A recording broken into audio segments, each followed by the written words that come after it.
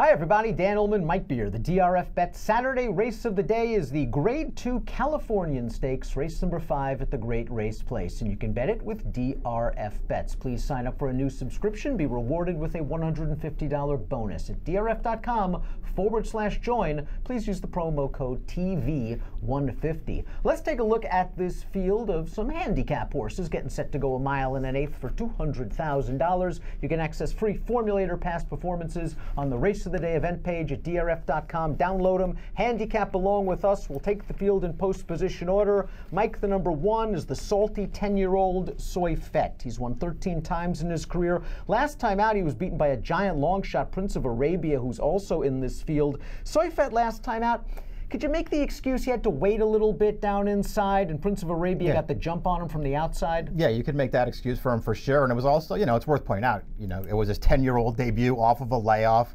And he just got outfinished at the end by a huge long shot in there. But I still think, just taking it as a starting off point for this horse who's always been good. I think that race was fine for him. It showed at least that he can still run a little bit. He's got a little bit of speed on the inside. Things to like about this horse. Let's take a look at the Timeform US Pace Projector. I was a little surprised to see Soy Fett. I know he does have speed. He was on the lead 3 and 4 starts back out there on the lead. The blue bar expects this race to favor horses on or near the early lead. But I would think that Dr. Dorr would kind of take no prisoners. If Soy Fett wants it, Dr. Dorr will sit. I kind of felt the same way, but I thought maybe you'd see the 4 on the lead in this race and not the 1. But it's not like, as you pointed out, it's not like Soy Fett doesn't have any speed at all, and he's got the rail.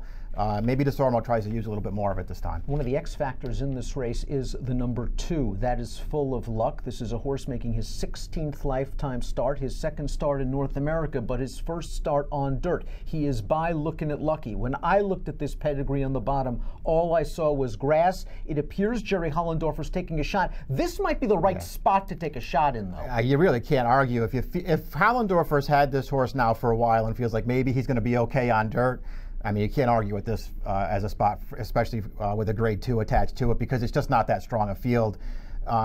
He's too much of a wild card for me, too much of a guess for me to take him. As you point out, he sort of has that dirt pedigree just on the face of it. Looking at Lucky, Fupeg on the dam side, but it's almost all grass down there. The number 3 is Curlin Road. This was a fantastic $40,000 claim by trainer Doug O'Neill. This horse ended up winning a grade 3 stake, going a mile and a half during the Del Mar Summer Meet, then ran 4th in the grade 1 Pacific Classic behind Collected, Arrogate, and Accelerate.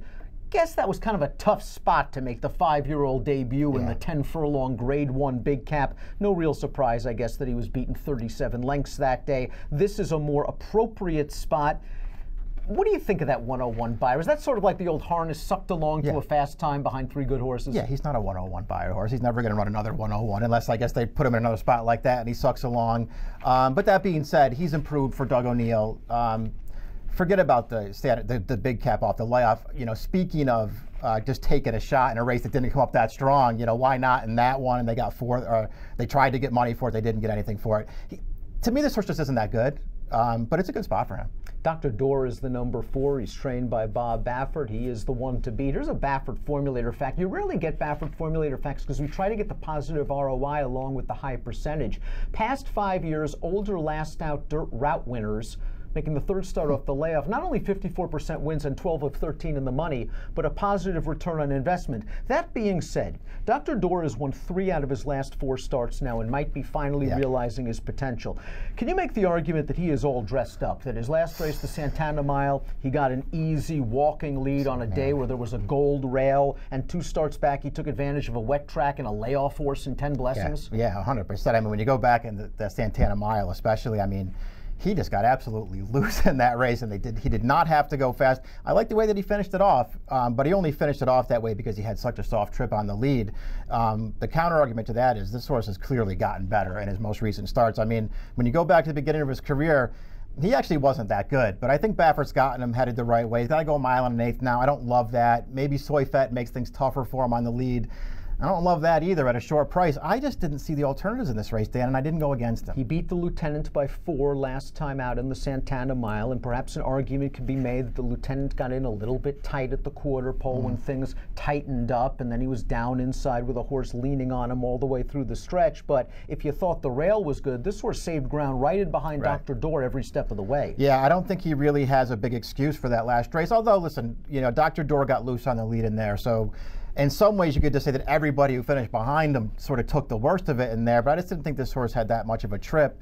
And then you start going through his PPs. I mean, where's his race then? Where's the one race that I'm supposed to like him off of? But do you think he fits at a mile and an eighth slightly better than the fave? Yeah, he might. Now, you know, the distances could be a great equalizer, especially for a horse like Dr. Door, because you don't know if he wants to go this far. But I don't know. It's not like this horse, you know, has some sterling record going long. You were a little bit of a fan of Prince of Arabia when he started out as a 2-year-old, and we couldn't wait till he stretched out, and he ran on the grass with middling success. And last time out, maybe a wet dirt track is just what he wanted. He was able to save ground early, ease to the outside, while Soy Fett got banged up. He came with a run, but he paid $72 that day.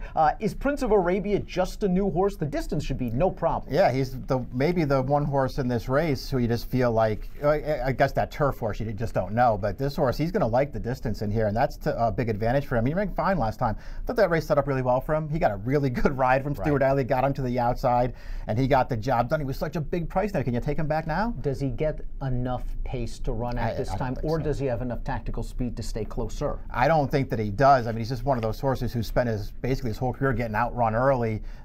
Listen, they might not go that fast in this race, and he can keep himself in range, but he's just tough to take back after paying $70. We'll take a look at our top selections for the Grade 2 Californian Stakes. Dr. Door, I'm a little nervous. I have to admit, I don't love him. I feel like it's a little bit of a trap. Maybe he is dressed up, but I just think he gets another soft trip and gets through this, and maybe we bet against him next time. 4613 for Mike, 4615 for me. In the DRF Bet Saturday race of the day, the Grade 2 Californian. If you are playing the card at the Great Race Place on Saturday, please consider doing so via DRF Bets, a $150 bonus at drf.com/join. Please use the promo code TV150. Approximate post time for the Californian, 2 o'clock Pacific on Saturday afternoon. Best of luck.